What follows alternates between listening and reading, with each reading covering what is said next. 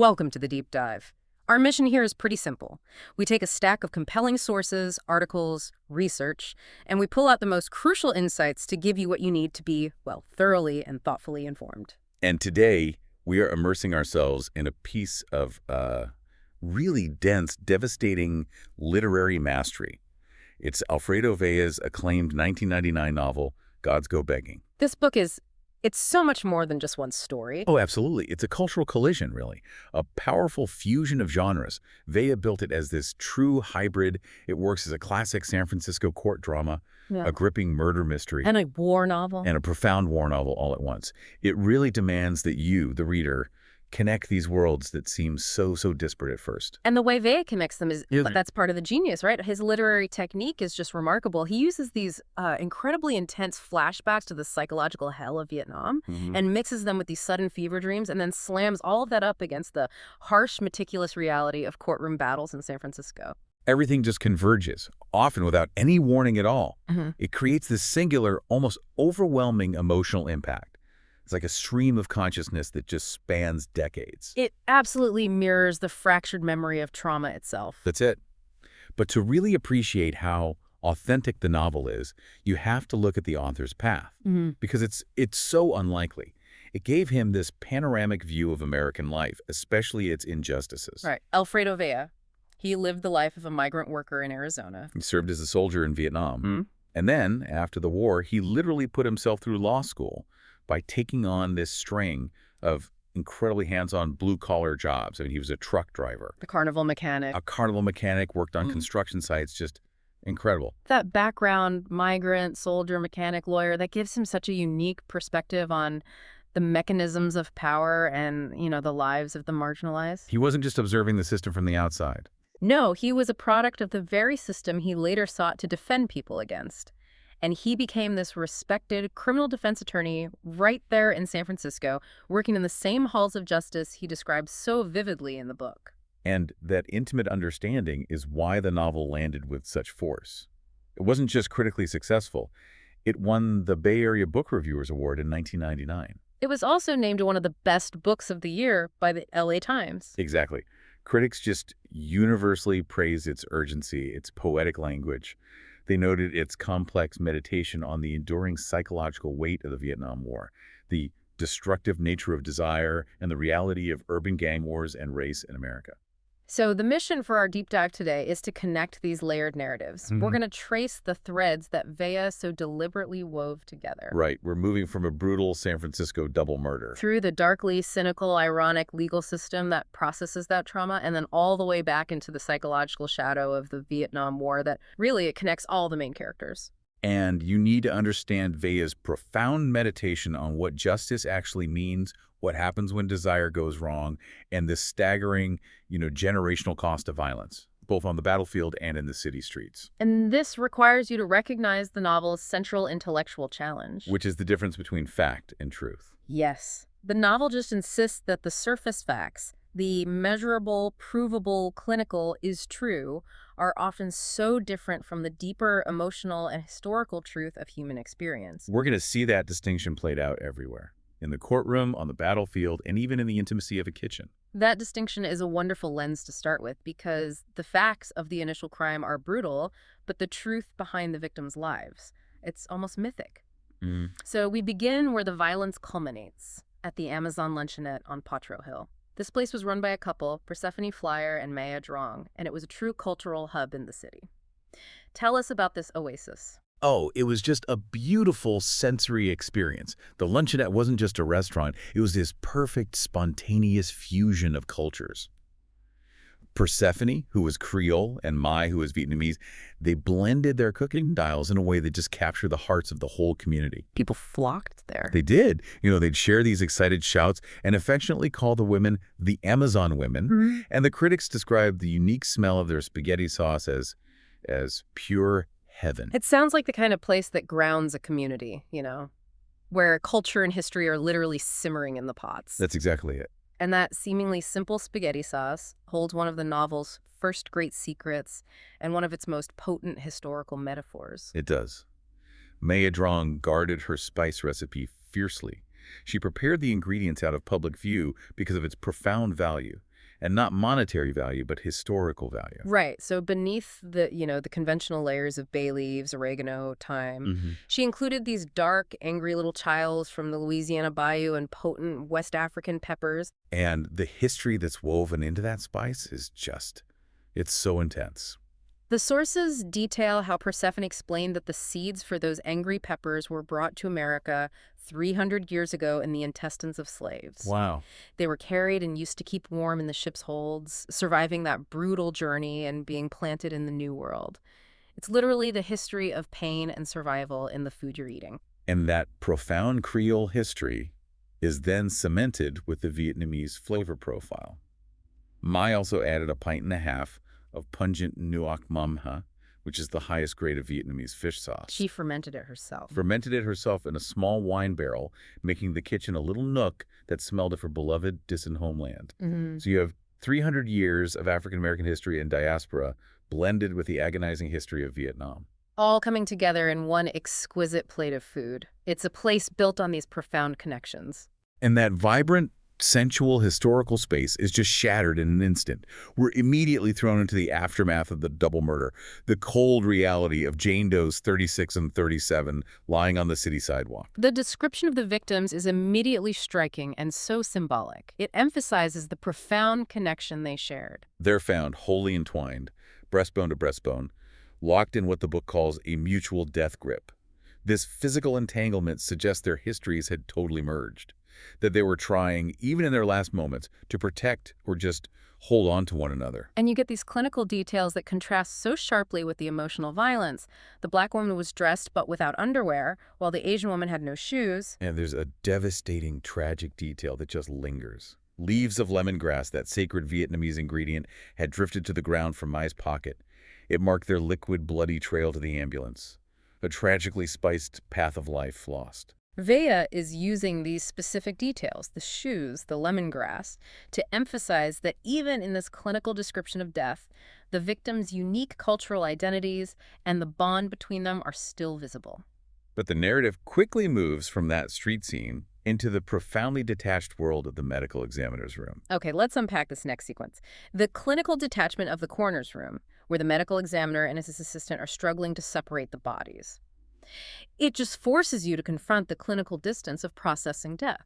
The physical struggle to separate them highlights just how absolute their final bond was. They can't just be pulled apart, they're locked together. And the assistant medical examiner, who is confronting this intimacy daily, he offers this deep, accidental piece of philosophy. Right. He muses about what his wife always tells him. That music happens whenever you take the time to look carefully at another human being. Wow. That is a heavy thought, especially in that environment, because he realizes, despite his gruesome, intimate job, no one on Earth looks closer at the physical reality of a human being than he does.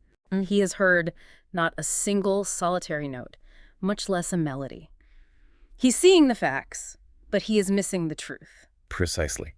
That is the clinical face of profound loss. It's a place where the echoes of human connection just never overlap, and each voice, each life, sounds entirely alone. The detachment required for the job it's killing his soul. He's trying to categorize the horror, but the bodies resist categorization because they're so entangled. And the practical problem underscores the anonymity the city imposes on them. They realize they might have to actually cut the women apart because of that mutual death grip. The assistant asks, what if relatives show up? And the chief ME gives that chilling, bureaucratic response. If they knew that answer, we wouldn't have to Jane Doe them because there were no claimants. They are immediately rendered anonymous despite how important they were to Potrero Hill. And that just drives the assistant to a breaking point. He's struggling with the emotional weight, and he realizes how his career is going to haunt him. For the first time, he felt the full weight of his own heart. And he makes this incredibly poignant, almost philosophical, final entry into the medical log. The heart weighs 283 grams. It's the measurable fact juxtaposed against the immeasurable emotional weight. He starts wondering if their spirits might be linking up, maybe even searching for each other, right there in the morgue. So the system imposes anonymity in clinical distance, but that is ultimately subverted by the power of community and family. This is where Persephone's sisters step in. And it is a stunning, ritualistic act of reclamation and defiance. The sisters arrive, they claim Persephone's body, and then when they learn that no one has claimed Mai's body, her connection to the world apparently just severed, They take possession of Mai as well. They arranged to fly both women back to Alexandria, Louisiana for a joint burial. They refuse to allow the state's clinical definition of death and anonymity to stand. They perform an all-night death watch, which is this powerful tradition that blends French, Indian, and African cultural practices. They bathe Persephone, moisten her skin with fragrant oils, and meticulously remove the evidence of the coroner's hand. And this attention to detail is so crucial. They quietly use foundation makeup to cover the scalpel cuts on her fingers, the places where the ME might have taken samples, and they hide the dark, fatal bullet hole beneath her hair. They're literally rewriting the narrative of her final moments, erasing the evidence of violence and medical invasion. They dress her in her wedding panties, a detail the sisters marvel at, saying, "C'est incroyable," they still fit, and place a pair of small pink toe shoes in her hand, even though she'd quit ballet years ago. It's an act of restoring her full history, including the dreams she gave up. And the final, most moving transformation. Persephone had miscarried out of loneliness. The novel describes her as a dead, barren woman, but the sisters transform her into a mother-to-be. And they transform Mai, the unclaimed partner, into a beautiful Vietnamese bride. They refuse to let the brutality of the murder or the anonymity of the system define their sisterhood or their identities. They restore dignity and a loving narrative. After witnessing such a profound, ritualistic expression of grief and defiance, it's startling to pivot into the Hall of Justice cafeteria, a space that treats tragedy with such dark, unpredictable irony. It is. We move from the sacred space of the death watch to the profane reality of the defense attorney's world. The Hall of Justice cafeteria is the daily meeting place for criminal defense lawyers, and the atmosphere is just defined by deep cynicism. A place ringing with what Vea calls the tragic guffaws of cynical peers. Yes, and that contrasts so sharply with the blithe, easygoing talcum and Rolex mirth of the civil lawyers who are in other parts of the building. That distinction is immediate and visceral. The civil lawyers are dealing with money, contracts, property disputes, clean stuff. The criminal defense lawyers are dealing with the raw, ugly edges of human behavior, and their environment is infused with that trauma. And this is where Jesse Pasadoble, our protagonist, the war veteran turned criminal defense attorney, spends his time waiting for verdicts, trading war stories, and just desperately trying to cope. Their shared currency is dark, unpredictable irony. It is. They've learned that in their line of work, the universe's tendency toward absurdity is not to be trifled with. These lawyers share these incredible, almost absurd true crime anecdotes that perfectly illustrate how justice, karma, and life itself just rarely follow a logical script. It's a necessary black-humored release valve. Completely. So let's unpack some of these stories because they're crucial to understanding the novel's tone and Jesse's cynicism. The first one is The Tale of the Bengal Tiger. Right. It starts simply enough. A burglar cracks a window expecting an easy job. He turns on his flashlight and sees what looks like a small house cat, a cub. He breathes a sigh of relief. And then he notices, sitting behind the cub in this magnificent Persian rug, a 400-pound Bengal tiger, casually holding a bloody sheep's leg in its mouth. And here is where the dark humor turns truly disastrous. The burglar isn't just scared, he's screaming because he looked down and realized his right foot is planted directly on the cub's tail. The mother cat doesn't hesitate. She mauls him, tears off most of his right leg, and crucially, she tears off the all-important middle finger of his right hand. A highly specific, symbolic injury, a kind of cosmic punishment. It is. The trauma is so extreme they find him later in a dumpster across the street, having dragged himself there, following this clear trail of feces, urine, and blood. What follows is the perfect illustration of criminal irony. The burglar's reaction isn't remorse. Not at all. It's complaint. He asks his lawyer, "Hey man, you a lawyer, tell me, ain't tigers illegal? Ain't they against the law?" He's focusing on a municipal ordinance, not the fact that he was breaking and entering. Exactly. Then he begs his lawyer to do an inventory of the place, specifically asking the tiger's owner to look around the house for his high school ring, which the tiger likely consumed with the rest of his hand. It's the ultimate expression of the criminal mindset. Misplaced priorities, focusing on a sentimental loss while ignoring the loss of a limb and impending jail time. And the story gets a darkly philosophical second act. The lawyer, Matt, recounts that the same burglar, Antonio, later bought a used prosthetic limb after his recovery. But there was a problem with it. A huge problem is another left leg. So now Antonio is walking around wearing 2 left shoes. Which isn't just an inconvenience, it's a perfect paralyzing metaphor for the chaotic nature of his life. That's it. The lawyer concludes that Antonio is effectively paralyzed if anyone tells him to move to the right, physically, morally, or legally. It suggests the universe has just locked him into this cycle of bad choices and misfortune. The system, like his life, can never align or correct itself. That kind of anecdote makes the job feel completely overwhelming. Like defense work is less about justice and more about just navigating absurdity. And then you have the tale of pure self-destruction, the case of DeWilliam Magpie. Ugh. DeWilliam Magpie, the client who manages to indict himself spectacularly. The victim in the rape case had failed to identify her attacker in court. The prosecutor was dying on his redirect examination, totally losing the case because of this lack of identification. Victory was in sight. But the client, DeWilliam, he starts elbowing his lawyer, leaning over and screaming loud enough for everyone in the courtroom to hear. For his lawyer to ask the victim if her attacker had a scar on his ass. The sheer idiocy is just stunning. The lawyer tried desperately to quiet him, but the demand was audible to the jury and the entire courtroom. After a recess, the lawyer practically begged DeWilliam to trust him and let him run the case. But the client, driven by some inexplicable hubris, insisted on having the question asked. And the inevitable result. The judge ordered a recess. The bailiffs dragged the fool client into the holding cell, forced him to pull down his pants, took Polaroid shots of his backside, and then presented the photos to the sobbing victim. Who immediately starts sobbing and screaming. That's the scar. Oh my God, that's the scar. He self-incriminated in the most spectacularly, unforgivably idiotic way possible. This whole culture of shared anecdotes just demonstrates that justice is often accidental, driven by hubris and folly, rather than by skill or preparation or genuine truth.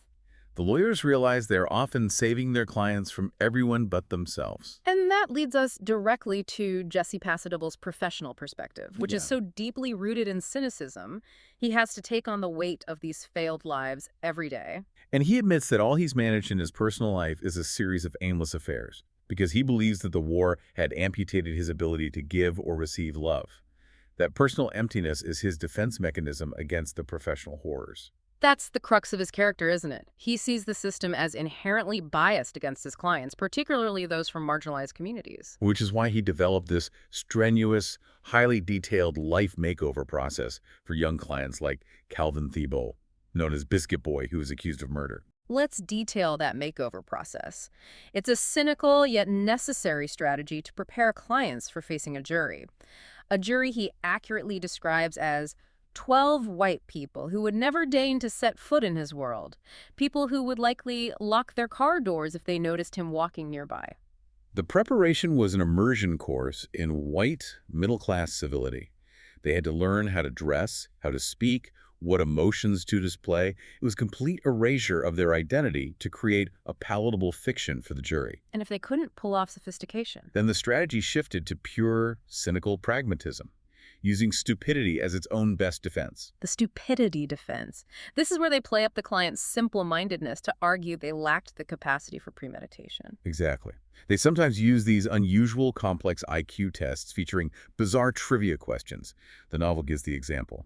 Who was Berengaria of Navarre? A question that would baffle the average jury member, let alone a client from the ghetto. And that supports the argument that the client was too simple-minded to orchestrate a complex crime. It's a dark, ethically ambiguous commentary on how defense involves selling a curated version of reality, a necessary lie, rather than revealing the painful, complex truth of the client's existence. You know, it seems like the lawyers, in taking on this daily ugliness, they aren't just performing a legal service, they're absorbing the weight of another failed life, examining a twisted moment of grief or cruelty for a client who could not or would not, for a client who should not have committed the act. They are the filter for the world's ugliest faces of desire, and that has to break a person down. It does, and that breakdown is exactly why Vea structurally demands that we shift from the cynical halls of justice to the formative trauma of Vietnam. You need to understand the source of Jesse's deep existential detachment. Okay, so let's step into Jesse's past as a sergeant in Vietnam in 1967. This part features one of the most poignant philosophical exchanges in the novel, one that really defines the book's intellectual challenge of fact versus truth. This is Jesse's memory of Hong Trak, a captured NVA soldier. Jesse made 3 visits to Hong, and their conversations were Just completely surreal given their context. What do they talk about? Light, almost intimate topics. American jazz, Brazilian soccer, Mexican food. It was this fleeting human cross-cultural connection, forged in the middle of a conflict that was engineered to destroy such connections. But on the fourth, and what turned out to be the final, visit, Hong grew serious. Right. He posed this profound existential question to Jesse about America. He asked about what his country's children were taught, that all people of color in the U.S. lived in a separate country defined by segregation. And that rich white Americans purposefully threw thousands of gallons of milk into the ocean to spite the world's poor. And he asked Jesse directly, in French, to emphasize the gravity of the question. Est ces choses-là sont-elles vraies? Are these things true? It's a question of American identity and morality posed by the enemy, forcing Jesse to confront the hypocrisy of the system he's supposed to be defending. And Jesse's answer is just a masterpiece of nuance and heartbreaking honesty. He tells Hong, "It is true that dairy farmers in America have been known to pour milk into the gutters. It is also true that there are many hungry people in America who can drink that milk. So I guess what your children have been taught is true, but it is not the truth." True, but not the truth. That phrase becomes the defining philosophical cleavage for the rest of the book. The fact of the wasted milk is undeniable. But the deeper truth is the moral failure, the complexity, and the potential for good that exists alongside the hypocrisy. Jesse is grappling with the paradox of America right there in a cage in Vietnam. And what happens next is terrifying. A week later, Jesse finds Hong's corpse in a line of bodies staged for the villagers, a casualty report. But Jesse notices the 2 entry holes in the man's chest are bloodless. The wounds were clearly staged, put there long after death. The real method of execution was far more chilling than a combat wound. It was. Hong was murdered inside the compound using a narrow rectangular slot in the left ear, a wound created by a tourniquet. Which is French for a screwdriver. Yes. Yeah. It's a methodical, personal execution, masked as combat death. It replaces the chaos of the battlefield with the quiet horror of bureaucratic internal violence. This staged violence is the second great trauma Jesse carries. It shows him that deception and brutality are not unique to the enemy or the battlefield. The other major figure from Vietnam who profoundly shapes Jesse's reality is the Black Creole staff sergeant, Amos Flyer, who we now know is Persephone's husband. Exactly. Amos, the Creole sergeant, he's the philosopher among the Grens. He takes the shell-shocked chaplain, a man named Guillermo, who later becomes Vaudin, or Nameless, under his wing. He offers the philosophical wisdom that the men need to survive the psychological onslaught. And he uses the powerful speedometer analogy. Let's focus on that analogy because it explains the veteran's inability to reintegrate. He explains that life back home, the world cruises at 60 miles per hour, maybe 70 miles per hour when you're really happy, a speed we can all manage. But war pushes the gauge to the absolute extremes. To the extremes. You are either in an ecstasy of survival at 150 miles per hour or in a crushing sorrow over death at 0 miles per hour. And once you've experienced that extreme velocity, that old life at 60 miles per hour reveals itself to be a total fabrication. That's what Amos tells the chaplain. That old life of yours back in the world was a lie. You had a small speedometer. All of them are asleep.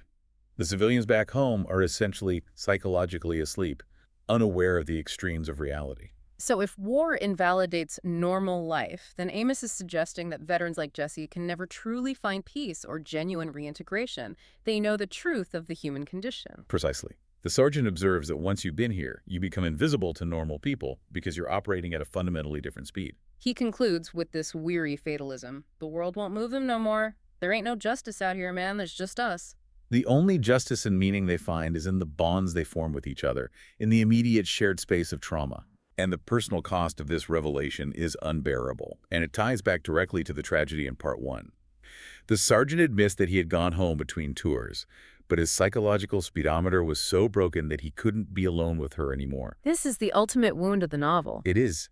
He confesses to the chaplain, "I could make love to my wife, but I couldn't love her."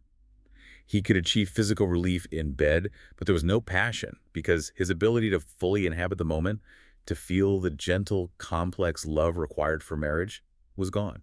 That emotional amputation is what Jesse Pasadoble now suffers from as a lawyer. He inherited that exact same wound. And the structural brilliance here is how Vea shifts instantly from the heat and terror of Vietnam to the cold, legal reality of San Francisco, proving that the psychological landscape of the veterans is still operating at war speed, even decades later. With that deep understanding of Jesse's trauma, we return to the criminal investigation in San Francisco, specifically Potrero Hill, which the locals and the police have nicknamed Tourette's Hill. This is the section where the novel explicitly connects the psychological violence of the war with the physical violence consuming the city. The investigation into the deaths of Persephone and Mai takes a major turn after an anonymous bomb threat calls police and dogs to the area. There's no bomb. But the dogs start digging and discover something far worse. Multiple bodies of young Negro male adults, or NMAs, buried beneath the hill. Kids had been disappearing for months, and now they know why. The description of these victims is horrific and deliberately echoes the dehumanization you see in war reports. It does. The only things remaining pristine and untouched were their athletic footwear shoes, described as pliable metals of stealth and virility. Those shoes were their one piece of status. The boys themselves were decayed, smoke-damaged, broken, treated like refuse. And one victim in particular suffered 2 injuries that explicitly link his death to the grunt's greatest terrors back in Vietnam. The first was a bullet in the testicles. Then this boy had also been shot in the mouth, causing his teeth to spray through his brain and cheeks. This isn't just murder. It's a ritualistic violence designed to deny the victim both virility and the power of speech. And Vea uses this victim to show that the violence on Potrero Hill, Tourette's Hill, is a continuation of the war, a war against the marginalized. The narrative details that every child born on this hill had entered this world without the slightest chance to succeed. Given rights only to an automatic weapon, a pair of oversized shoes made by Indonesian slave labor, and a personal saint, a celebrity athlete who had gotten out. That sets up the metaphor of the environment itself being toxic. Jesse and Eddie, his partner, they experience what the community calls urban Tourette syndrome as they climb the hill to investigate. What exactly is the syndrome? It's a psychological contagion. It starts with involuntary physical tics, mirroring the neurological disorder, but then the symptoms progress. They lose hundreds and hundreds of goddamn words from their vocabulary. They shed their professional civil language. Jesse notes he suddenly had the overpowering desire to carry a loaded gun. And even more terrifyingly, for a few moments, he actually cared about the NBA championships. So the metaphor suggests that the social decay, the suppressed rage, and the deep despair of the environment infects everyone who enters. It forces them to shed their civility and adopt the abrasive, raw communication of the street. Absolutely. Eddie warns Jesse that he'll get the spiritual bends if he moves too fast up the hill, referring to the buddles of Tourette's gas that will form in the blood and brain. They are entering a place defined by raw, unfiltered, abrasive communication, where every gesture is an application of personal force, a gesture of violence, possession, control, or aggression. It's the urban corollary to the war-speed existence that Amos described. That's right. And the investigation eventually leads them to Princess Sabine Harp, the mother of the suspected killer, little Reggie Harp. She is the embodiment of denial and corrupted aspiration. A tragic and monstrous figure. She is. She was a former beauty queen, Miss Alabama, 1976 or 77, and she lives in total denial in an apartment completely filled with beauty contest memorabilia, yet there is no sign, no evidence of her monstrous son. And she speaks of Reggie only in the present tense. Only in the present tense, dismissing the dead boys beneath the hill as trash and insisting she really don't belong up here. She is visually and mentally trapped in a past of superficial glory. And the backstory, gathered by Eddie's investigative work on Anvil Harp Reggie's father figure, who is serving time for murder, reveals the true depths of the depravity surrounding Reggie. Anvil provides the necessary, horrific historical context. He tells Eddie that Sabine was run out of Alabama years ago for having a taste for young boys, including his own 12-year-old brother. And Anvil murdered the only grown man who ever touched Sabine in that their special way. Correct. This suggests that Reggie's violence isn't an aberration. It's the final, poisoned fruit of a generational cycle of perverse sexual violence and abuse stemming from his mother's actions and obsessions. Meanwhile, Jesse still has his other cases, which forces us back into the cynical machinery of the defense practice. He successfully secured the freedom of Bernard Skelly, whom the lawyers sarcastically call the Supreme Being, who was charged with child molestation. The mechanics of Bernard's defense are fascinating because the key evidence was so intensely specific. It was the headboard of Bernard's brother Richard's handmade bed, Carved with a marine eagle clutching a globe showing a map of Vietnam. and bearing the slogan, U.S. Marines, Semper Fidelis. This headboard, which Minnie, the victim, saw above her every night, proved the crime happened in Richard's home, not Bernard's, transferring the guilt. The war literally provided the crucial evidence to prove guilt and secure freedom in a San Francisco courtroom. And the twisted coda to that victory reveals Bernard's terrifying sense of cosmic justice.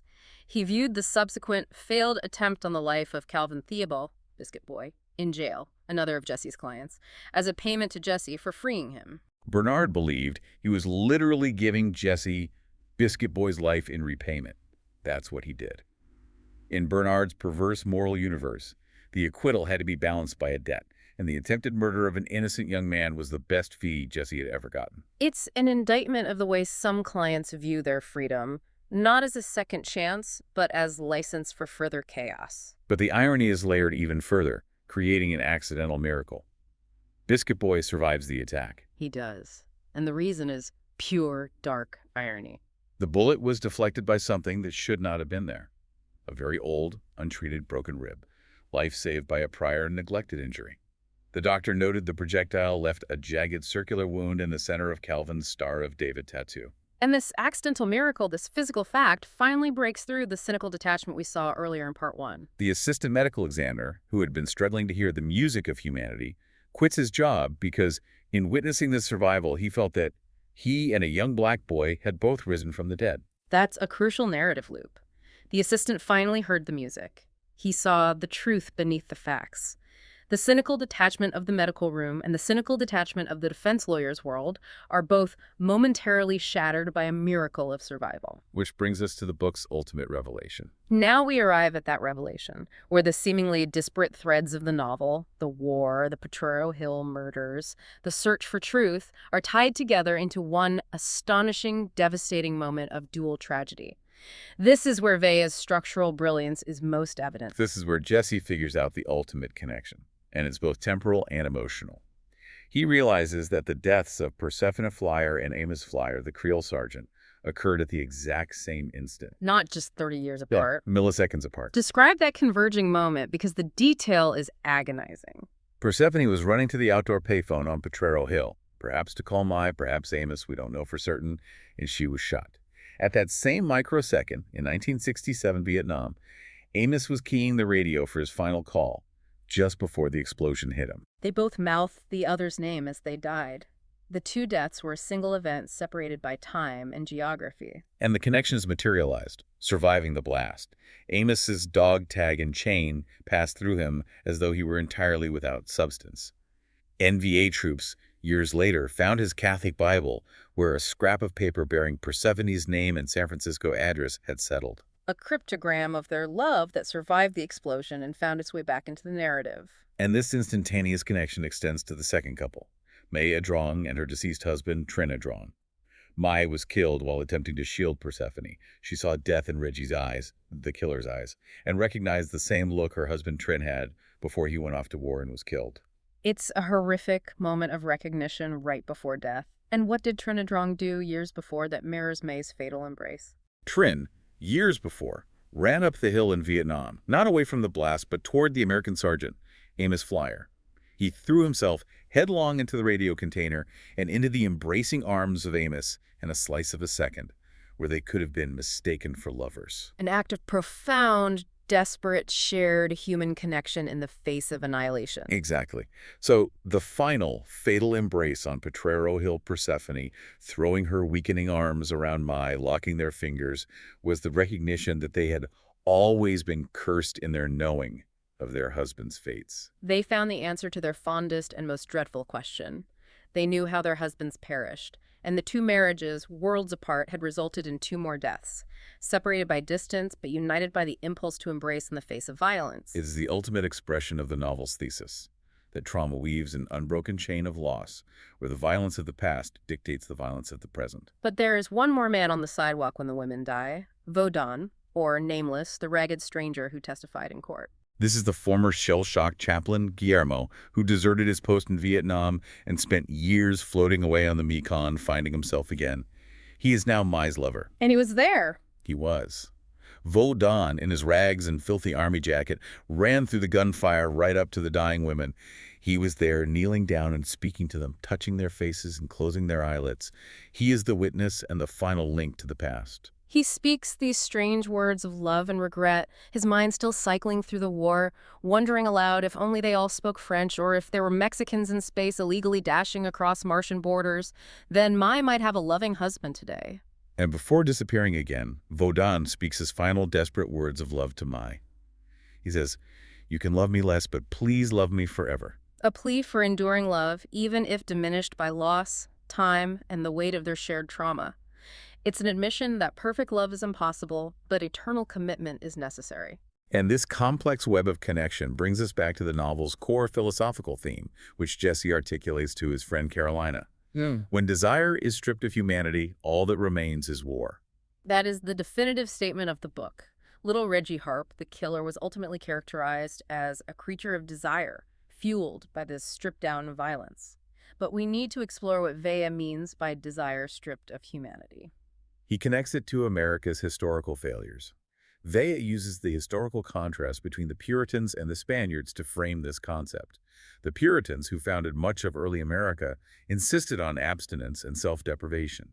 They forbade consorting with Indians and saw cultural difference, particularly anything close to the earth or the body, as blasphemy. And according to Vea's analysis, what was the devastating societal result of that absolute repression? That repressive impulse, which denied basic human desires and saw cultural others as impure, led directly to institutionalized segregation, the Jim Crow laws.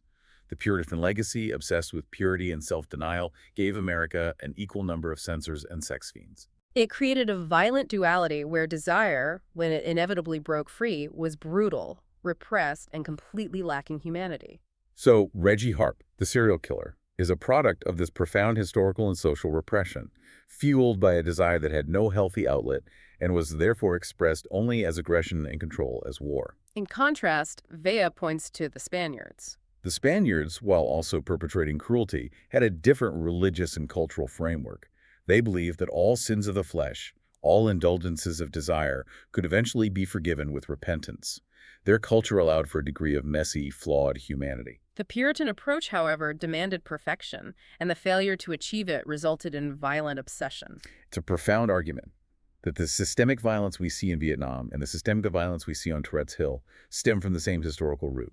A pervasive, brutal, and disconnected desire that lacks any moral framework or, as Jesse says, humanity. Our deep dive concludes not with tidy narrative resolutions, because this is a novel about trauma, but with these profound emotional breakthroughs for the survivors who managed to escape the chain of loss. We know Biscuit Boy Calvin Thibault is alive, saved by his old broken rib, an accident of prior neglect turned into a moment of grace. And the assistant medical examiner who had struggled with the cynicism of his job, he finally finds that sense of music his wife spoke in, and he quits. He realizes, after Biscuit Boy's unlikely survival, that he and a young black boy had both risen from the dead. The clinical detachment is broken by genuine awe. Jesse, too, finds his release. The war veteran, who was emotionally amputated for 28 years, finally sits down in his office and cries the long-belated deluge. It's not just for the boys of the hill he failed to save, but for Skinny Cornelius, Indian Jim Earl, the sergeant, and all those boys in both uniforms that had littered that hill so long ago. The 2-decade-long drought of pain is finally over. And finally, his friend, Hollis, a badly wounded war veteran, offers this truly fragile vision of what life's true core might be, the only thing that matters after the dust settles.